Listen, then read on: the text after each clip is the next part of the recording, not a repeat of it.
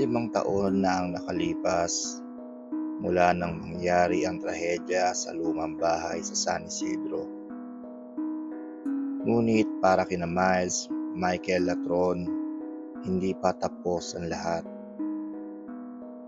Isang gabi, tahimik ang baryo. Ngunit sa gilid nito, sa may abandonadong bahay, ang parehong bahay na nasunog noon ay may ilaw na kumikislap. Nakatayo si Miles sa labas, hawak ang flashlight. "Sigurado ka bang magandang idea to?" Tanong ni Ron na halatang kinakabahan.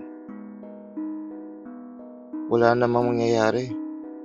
Tagal na yun." Sagot ni Miles na pilit na nagmamatapang. Tahimik si Michael sa likod nila. Ngunit ang kanyang mga mata ay hindi mapakali. "Hindi na tayo dapat bumalik dito," mahina niyang sabi. Ngunit huli na dahil biglang bumukas ang pintuan ng bahay mag-isa. Nagkatinginan ng tatlo. Walang gustong magsalita. Ngunit may kung anong pwersa ang tila humihila sa kanila papasok. "Pasok tayo, mabilis lang," sabi ni Miles. Dahan-dahan silang pumasok at agad sumara ang pintuan ng malakas. Parang may nagkulong sa kanila. Sa loob ay napakalamig. Hindi normal na lamig. Ang hangin ay mabigat na parang may presensya. "May naamoy ba kayo?" Tanong ni Ron. Tumango si Michael. "Sunog!" At doon nagsimula ang patay-sindi na ilaw.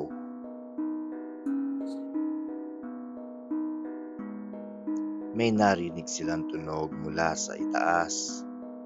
Parang may naglalakad. "Miles, may tao ba dito?" Bulong ni Ron. "Wala," sagot naman ni Miles, ngunit hindi na sigurado. Biglang may bumagsak sa kusina ng napakalakas. Napatalon silang tatlo. "Hoy! Sino yan?" Sigaw ni Miles. Walang sumagot. Ngunit may narinig silang mahinang tawa. "Hindi to nakakatawa," sabi ni Michael.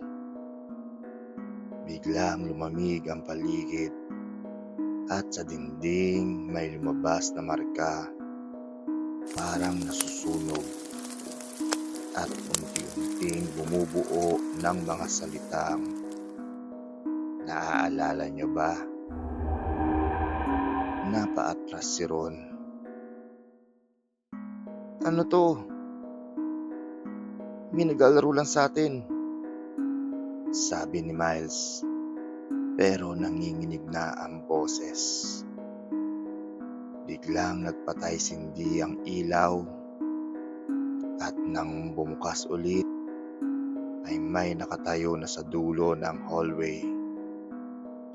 Isang babae, nakatalikod, mahaba ang buhok at sunog ang balat.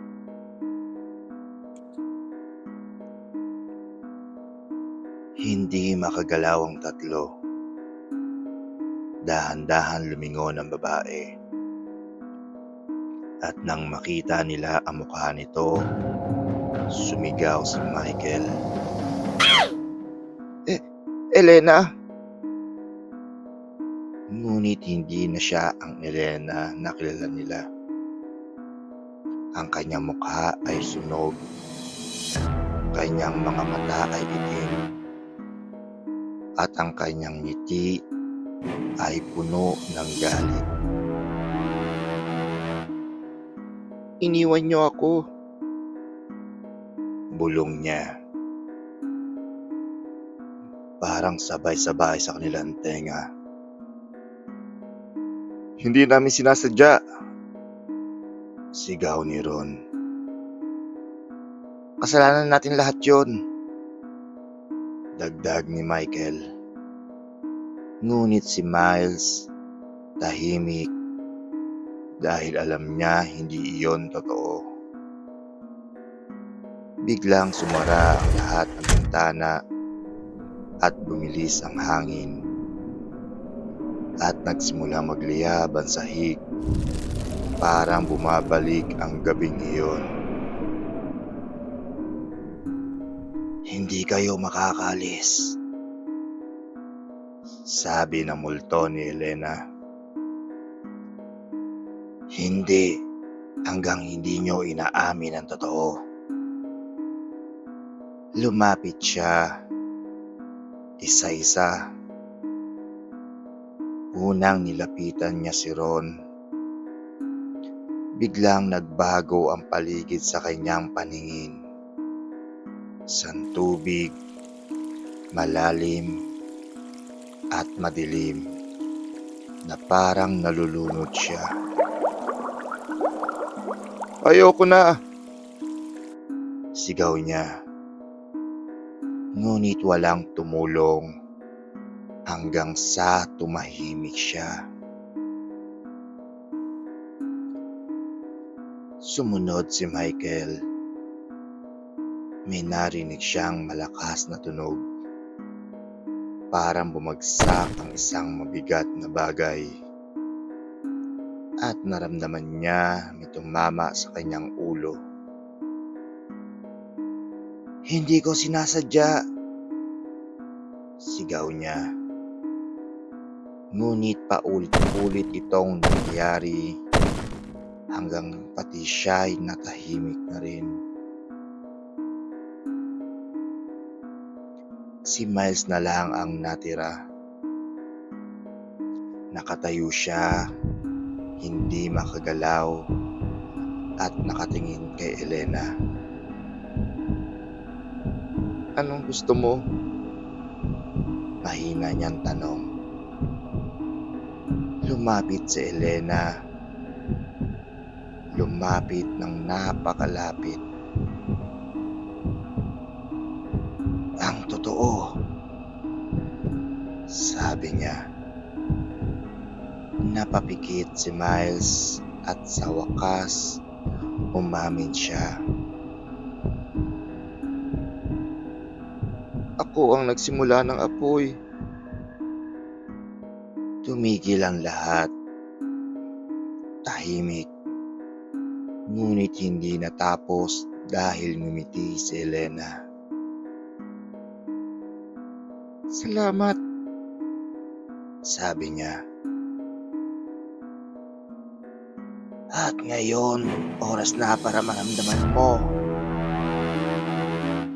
Biglang sumiklab ang apoy sa paligid ni Miles. At sa pagkakataong iyon, walang makakatakas.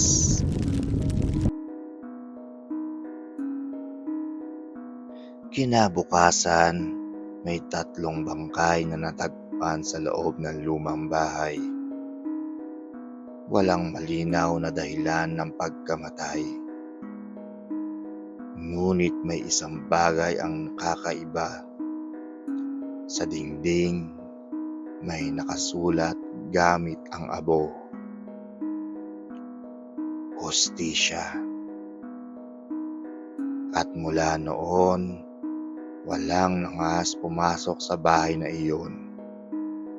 Dahil sinasabing may isang multo roon na hindi nagpapatawad.